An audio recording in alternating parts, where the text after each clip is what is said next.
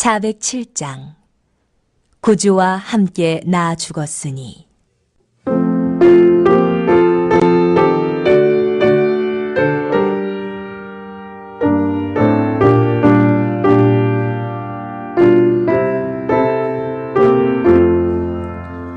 구주와 함께 나 죽었으니 구주와 함께 나 살았도다. 영광의 그날에 이르도록 언제나 주만 바라봅니다. 언제나 주는 날 사랑하사 언제나 새 생명 주시다니 영광의 그날에 이르도록 언제나 주만 바라봅니다. 마음속에 시험을 받을 때와 무거운 근심이 있을 때에 주께서 그때도 같이 하사 언제나 나를 도와주시네. 언제나 주는 날 사랑하사 언제나 새 생명 주시다니 영광의 그날에 이르도록 언제나 주만 바라봅니다.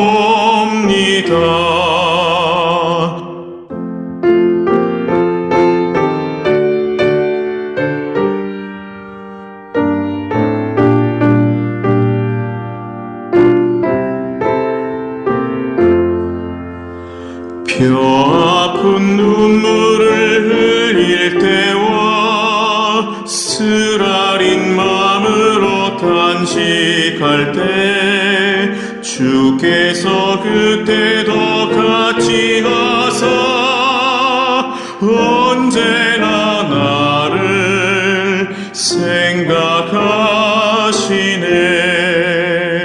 언제나 주는 날 사랑하사 언제나 새 생명 주시다니 영광의 그날에 이르도록 언제나 주만 바라봅니다.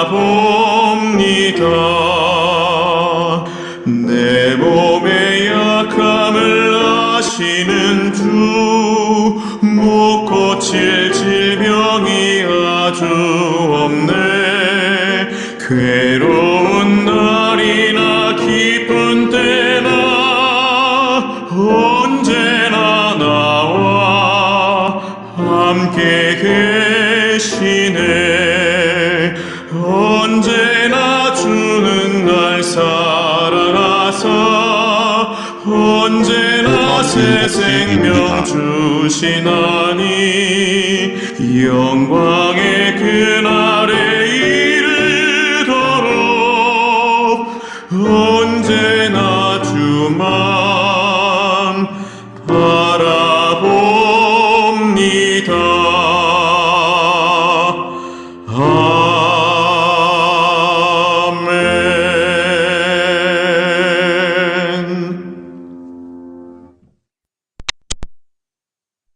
In paradiso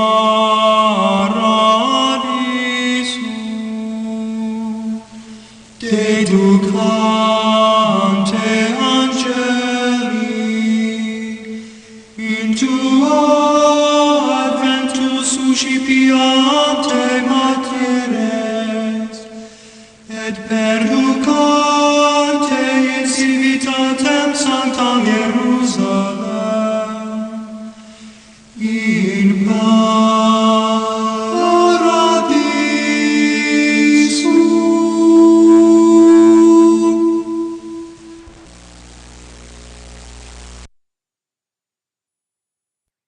우리가 율법은 신령한 줄 알거니와 나는 육신에 속하여 죄 아래에 팔렸도다. 내가 행하는 것을 내가 알지 못하노니 곧 내가 원하는 것은 행하지 아니하고 도리어 미워하는 것을 행함이라. 만일 내가 원하지 아니하는 그것을 행하면 내가 이로써 율법이 선한 것을 시인하노니 이제는 그것을 행하는 자가 내가 아니요 내 속에 거하는 죄니라. 내 속 곧 내 육신에 선한 것이 거하지 아니하는 줄을 아노니 원함은 내게 있으나 선을 행하는 것은 없노라. 내가 원하는 바 선은 행하지 아니하고 도리어 원하지 아니하는 바 악을 행하는 도다. 만일 내가 원하지 아니하는 그것을 하면 이를 행하는 자는 내가 아니요 내 속에 거하는 죄니라. 그러므로 내가 한 법을 깨달았노니 곧 선을 행하기 원하는 나에게 악이 함께 있는 것이로다. 내 속사람으로는 하나님의 법을 즐거워하되 내 지체 속에서 한 다른 법이 내 마음의 법과 싸우네.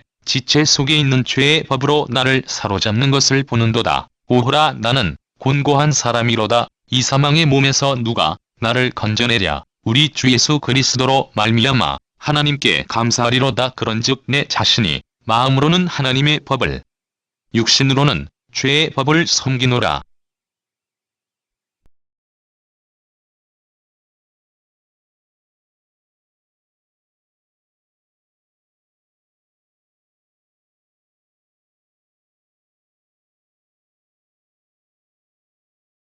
오늘은 은혜에 대한 감사와 영적 싸움이라고 하는 제목으로 함께 은혜를 나누고자 합니다. 오늘 본문에는 거듭난 그리스도인의 죄에 대한 연약함을 논증하고 있는 바울의 주장이 소개되고 있습니다. 바울은 하나님의 율법이 신령한 것인 줄을 알면서도 정작 자신은 육정을 따라 죄 아래 팔린 자라고 인간적 한계와 연약성을 고백하고 있습니다. 심지어 자신도 자신이 행하는 바를 이해하지 못하겠다고 하며 원하는 것은 행치 않고 원치 않는 것을 행하는 모순을 보이고 있음을 바울은 토로하고 있습니다. 자신이 원치 않는 바를 행한다는 것은 한편으로는 율법의 선함을 인정한다는 것이며 다른 한편으로는 자신 속에 자신이 어찌할 수 없는 죄의 성향이 있다는 것을 나타내주는 것임을 지적하고 있습니다. 본문을 자세히 살펴보기를 원합니다. 바울은 율법이 선하다고 밝힌 데 이어 본문에서는 율법이 신령하다고 밝힙니다. 여기서 신령하다는 것은 영에 속했다는 의미입니다. 율법의 기원이 신적이라는 사실을 나타냅니다. 곧 율법은 인간의 심령으로부터 유래한 것이거나 인간이 창안한 것이 아니며 하나님의 영으로부터 나온 것임을 나타냅니다. 따라서 율법은 하나님의 모든 거룩한 속성을 반영하며 인간을 악으로 이끌지 않습니다. 율법은 이처럼 신령한 것이나 스스로의 힘으로 율법을 지키려 하는 육신에 속한 상태에 있을 때에는 죄에 팔린 상태, 즉 죄에 속하여 죄의 종노릇을 할 수밖에 없다는 사실을 바울은 자각하며 침통해하고 있습니다. 이것은 죄성과 싸우는 그리스도인의 내적 갈등을 말씀하는 도입 부분입니다. 여기서 팔렸도다 라고 번역된 말은 완료 수동태 분사입니다. 이것은 고전 헬라어 문헌에서 포로들이나 노예들을 파는 것을 나타내는데 사용되어져 왔습니다. 아래에 팔렸다고 했으니 아래라는 말은 세력, 통치, 지배권, 명령 등의 아래라는 의미를 나타냅니다. 팔린 노예가 그 주인의 지배와 명령 아래에서 벗어날 수 없듯이 죄에 팔린 자들은 누구나 죄의 지배와 명령에서 벗어날 수 없는 처지가 되고 만다는 것입니다. 그러므로 육신에 있는 자들은 죄 아래 놓여 있는 자들이므로 하나님을 기쁘시게 할 수가 없는 것입니다. 성화의 과정 가운데 있는 성도라 할지라도 또 아무리 신앙적으로 성숙하다 할지라도 죄의 본성으로 인해 얼마든지 신앙적 갈등이나 내적 모순을 일으킬 수 있습니다.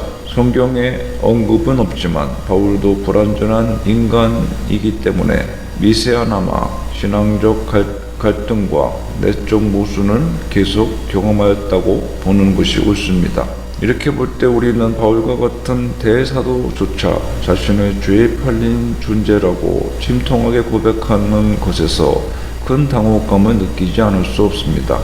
그러나 이는 아무리 성숙한 신앙을 가진 성도도 이 세상에 살 동안은 타락한 본성의 잔재라 할 수 있는 부끄러운 죄성에서 완전히 벗어날 수 없는 상태임을 깨닫게 합니다. 그러나 우리는 이러한 사실로 인하여 좌절하거나 실망해서는 안 됩니다. 왜냐하면 죄성과 싸우는 그리스도인의 내적 갈등은 필연적이나 그리스도 예수 안에는 죄의 속박에서 벗어나는 영적 자유함이 있다는 것과 성령을 좇아 살면 육체의 소욕을 이루지 아니한다는 것을 알기 때문입니다. 이러한 믿음이야말로 성도로 하여금 갈등과 고난 가운데서도 소망을 갖고 인내할 수 있는 힘을 주는 것입니다. 거듭난 그리스도인으로서 도저히 이해할 수 없는 자신의 모순된 행위에 대한 고민과 갈등이 나의 행하는 것을 내가 알지 못하노니 라는 고백에서 잘 나타나 있습니다. 바울은 자기가 원하는 것은 행치 않고 도리어 미워하는 것을 행하게 되는 것에 대하여 큰 갈등을 느꼈던 것입니다. 그가 성취하는 것들은 성령으로 거듭난 자기 의지와 무관하게 전혀 그가 원하는 것이 아니었음을 알게 합니다. 이는 거듭났음에도 불구하고 자신 안에 여전히 내재하는 타락한 본성의 의지를 따라 행한 결과입니다. 따라서 성령으로 거듭난 그의 본래의 의지는 선을 행하고 싶으나 거듭난 이후에도 완전히 성화되지 못함으로 인하여 여전히 남아있는 타락한 본성에 이끌려 자신이 미워하고 싫어하는 죄를 계속 행하고 있었던 것입니다. 바울은 자신의 마음의 소원과 실제로 자기 자신에게서 나타나는 현실 사이의 괴리가 너무나 큼을 경험하였던 것입니다. 성도의 내부에서 자기가 원치 않는 악을 행하고 있다는 사실 때문에 범민과 갈등이 일어난다는 사실은 바울이 인정하는 것처럼 율법이 선하다는 사실을 시인하는 것이 됩니다.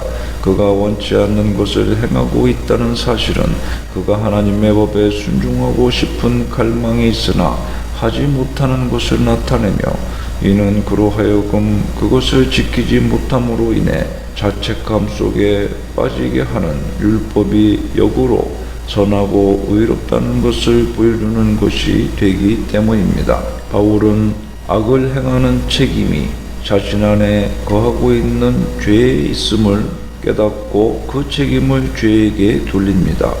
중생을 경험한 이후에도 죄가 여전히 떠나지 않고 자신 안에 강하게 영향력을 행사하고 있으며 바울 스스로는 이것을 이길 수 없음을 고통 가운데 토로하고 있는 것입니다.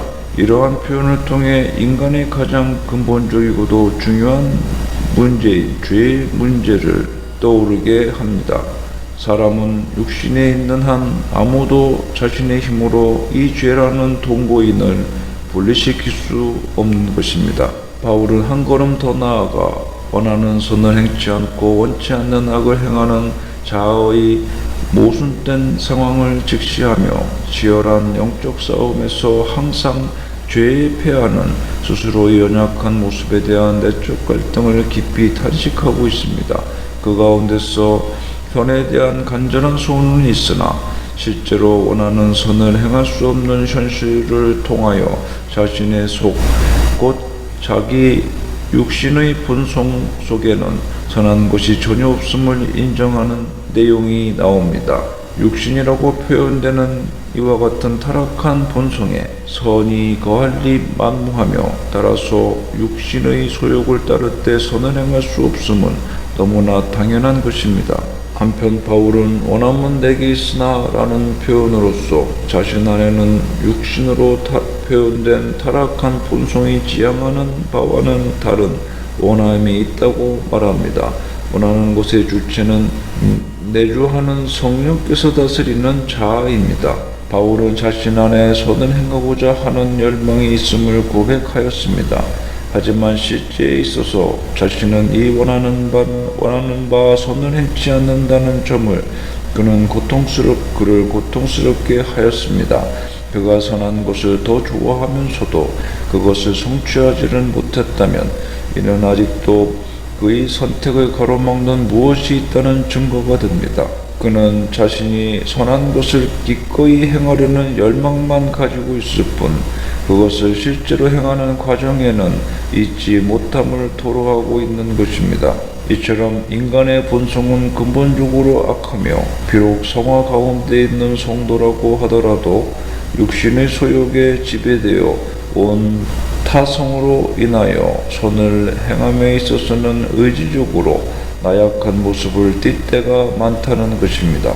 인간은 비록 선을 원한다 하더라도 연약한 육신을 입고 이 세상 가운데 살아가는 한 자신이 원하는 선 대신에 죄악된 본성이 원하는 악을 끊임없이 행함으로 생명이 아닌 죽음으로 나아가게 됩니다. 그 결과 자신의 힘으로 악을 정복하고자 하는 모든 희망은 좌절됩니다. 이것을 바울이 분명히 드러내고자 한 것입니다. 바울이 자신을 성찬한 후 깨달은 것은 자신 안에 두 개의 자아가 존재한다는 것입니다. 그래서 서로 끊임없이 대적한다는 심오한 삶의 원리였습니다.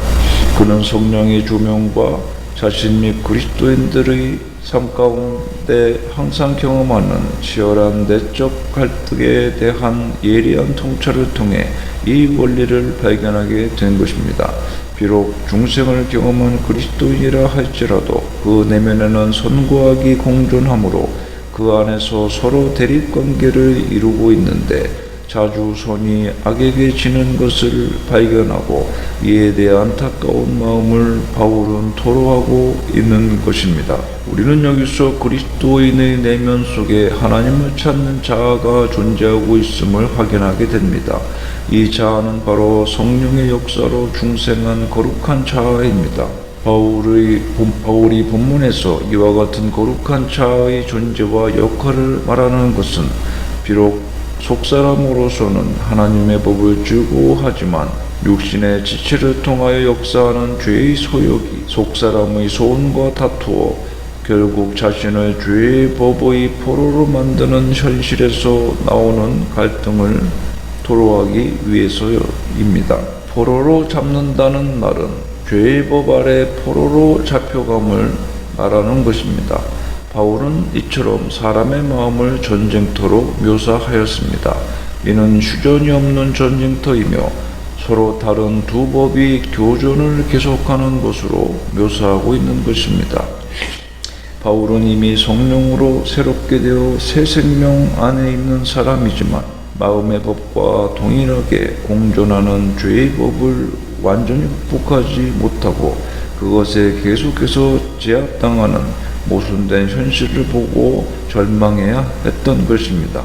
바울이 이와 같은 깊은 탄식, 즉 오호라 나는 곤고한 사람이로다 라는 탄식은 죄된 본성과의 갈등으로 고민하는 모든 그리스도인의 심경을 대표하는 것이기에 우리에게 큰 공감을 불러일으킵니다. 나는 곤고한 사람이로다 라는 말은 나는 비참한 상태에 있는 사람이다 라는 뜻입니다. 이는 바울이 죄 안에서 얼마나 깊은 공고함을 겪었는지 또한 그의 심적 갈등이 얼마나 대단한 것이었는지를 잘 알게 합니다. 자신이 서로 상반되는 두 법의 교전 장소가 되었으니 그가 겪은 괴로움과 참담함은 많은 설명이 필요하지 않을 것입니다. 오호라 나는 곤고한 사람이로다 라고 탄식한 데 이어 이 사망의 몸에서 누가 나를 건져내라 라고 탄식하며 이러한 상태에서 벗어나야 한다는 필연성을 전제하고 누가 이 사망의 몸에서 자신을 건져내겠느냐고 바울은 절규하고 있는 것입니다. 이 사망의 몸은 당시 바울이 성화의 길을 가고 있음에도 불구하고 자신의 내면에서 꿈틀거리는 악을 행하려는 죄악된 자아를 가리킵니다. 즉 바울은 자신의 내면에 머물러 있는 사망의 세력인 죄를 사망의 몸이라 묘사하고 있습니다. 그러나 누가 나를 건져내랴라는 외침은 아무도 건져낼 수 없다는 절망적 외침이 아닙니다. 자신을 건져낸 누군가가 있을 것이라는 기대를 가지고 외치는 탄식입니다. 이러한 탄식을 외치는 사람이라면 자신이 믿음으로 의롭게 되었음을 알기 때문에 복음과 하나님의 법이 부여하고 있는 요구들에 응답하기를 자신의 존재 깊은 곳으로부터 절실히 갈망하는 사람이다 라고 그랜필드라는 사람은 말했습니다. 즉 이러한 탄식은 거듭난 후 성화의 단계에 있는 그리스도인만이 자신이 처한 현실을 직시하면서 부르짖을 수 있는 수준 높은 탄식이라는 것입니다. 또한 바울은 25절에 예수 그리스도로 말미암아 하나님께 감사하리로다 라고 말씀합니다. 이 사망의 몸에서 누가 나를 건져내랴 라는 스스로의 질문에 대한 대답으로서의 성격을 지니는 말씀입니다. 하나님께 대한 바울의 감사는 사망의 몸으로부터 구원받은 것에 대한 확신이기도 합니다. 하나님의 법과 죄의 법이 종말론적 구속의 그날까지 성도의 내면에서 이처럼 투쟁을 계속할 것입니다. 이는 역으로 이 신득기를 통해 하나님의 은혜의 선물로 구원을 얻은 자라 할지라도 너의 죄의 세력에 넘어질까 조심하는 태도로 성령을 의지하여 성화의 삶을 살아가야 할 것을 암시해 줍니다. 성도는 이러한 내적 갈등을 겪을 때 선에 대한 자신의 전적 무능을 더욱더 깨닫고 그런 말미암아 스스로의 노력으로는 의롭다함을 얻을 수 없다는 엄정한 사실을 분명하게 인식함으로써 오직 예수 그리스도를 바라보게 한다는 점에서 이와 같은 탄식은 비록 괴로우나 성도에게는 매우 유익한 것이라고 할 수 있겠습니다. 바울이 자신의 죄성에 대한 비탄을 말한 후에 우리 주 예수 그리스도로 말미암아 하나님께 감사하리로다 라고 찬양한 것은 바로 이와 같은 진리를 깨우친 까닭입니다. 이러한 고뇌야말로 성도가 신앙 성장을 하는 데 있어서 필수적인 고뇌입니다. 하지만 그리스도의 은혜의 빛이 없으면 어두운 죄의 세계 속에 있는 자신을 발견하게 될 것입니다. 때문에 성도는 더욱더 그리스도께 붙어 있으려고 해야 하는 것입니다. 성도 여러분, 우리는 지금 무엇에 관심을 두고 삽니까? 무엇 때문에 괴로워합니까? 하나님의 자녀들은 마땅히 하나님과 자신과의 교제 관계에 대해 큰 관심을 가지고 또 자신의 연약함과 부족함에 대해 늘 고뇌해야 합니다. 이러한 거룩한 고뇌를 하시는 참된 성도님들이 되시기를 바랍니다. 일본의 저명한 신학자인 우찌무라 간조는 말하기를 만일 하나님의 뜻을 마음대로 다 행할 수 있는 사람이 있다면 그는 인간이 아니라 하나님이다 라고 말했습니다. 우리 성도들은 하나님의 뜻을 다 안다고 해서 그 뜻대로 잘 행할 수 있는 존재가 아닙니다. 오히려 실패하는 경우가 더 많습니다. 그러나 실패를 거듭하면서 회개하고 그리스도와 계속 교제하면 신앙은 성장하게 됩니다. 하나님의 뜻을 행하는 데 있어서 실패보다 성공하는 경우가 많아지게 됩니다. 이러한 과정을 성화, 즉 거룩함에 이르는 상태라고 부릅니다. 그리고 이 성화 과정에는 실패와 성공이 반복되는 것입니다. 실족하고 회개하고 다시 일어나 또 다시 실족하고 회개하고 다시 주님과 교제하는 일들이 반복되는 것입니다. 그런 과정 속에서 성도 안에 남아있는 옛사람의 타락한 본성의 찌꺼기는 점점 없어지고 성령의 열매가 풍성하게 열리게 되는 것입니다. 그러므로 너무 조급하게 자신을 판단하지 마시기를 바랍니다. 거듭나는 일은 단번에 이루어지지만 주님의 장성한 분량에까지 이르는 것은 오랜 시간이 요구되는 일입니다. 사실 이 일은 평생에 걸쳐 이루어지는 일이라고 할 수 있겠습니다. 그러므로 여러분은 일시적으로 원치 않는 죄악을 범하였다고 낙심하지 마십시오.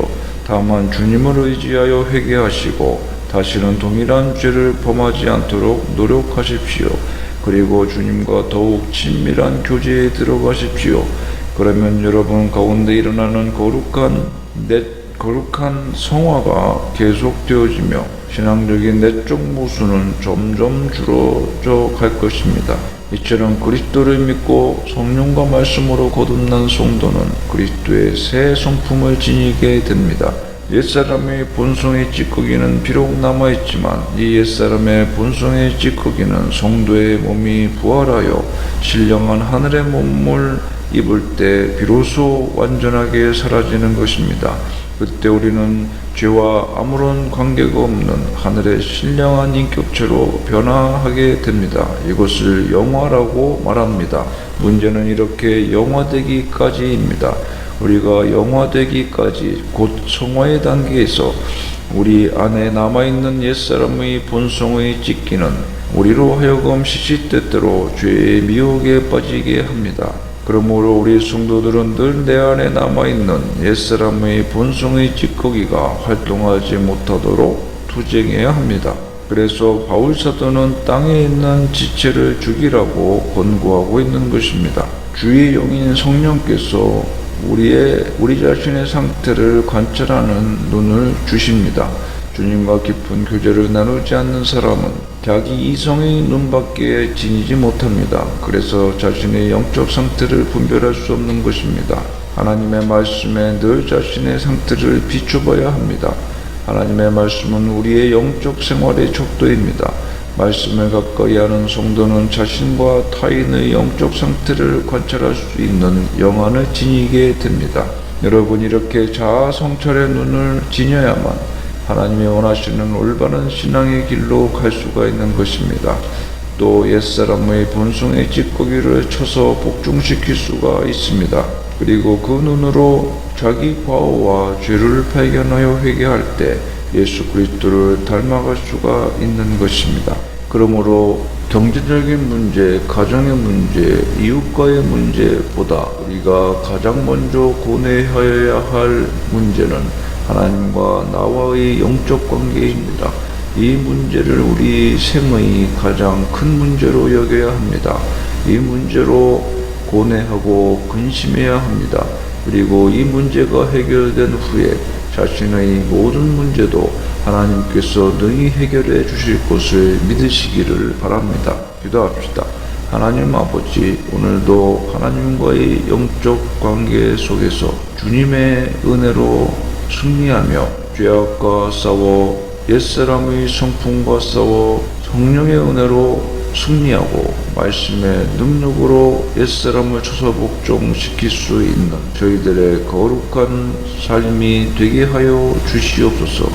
예수님의 이름으로 기도하옵소서.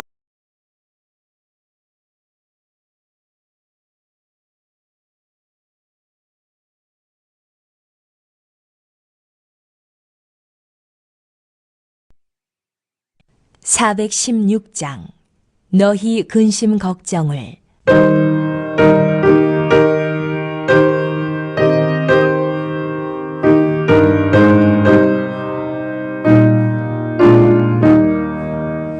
너희 근심 걱정을 내게 모두 맡겨라. 예수 말씀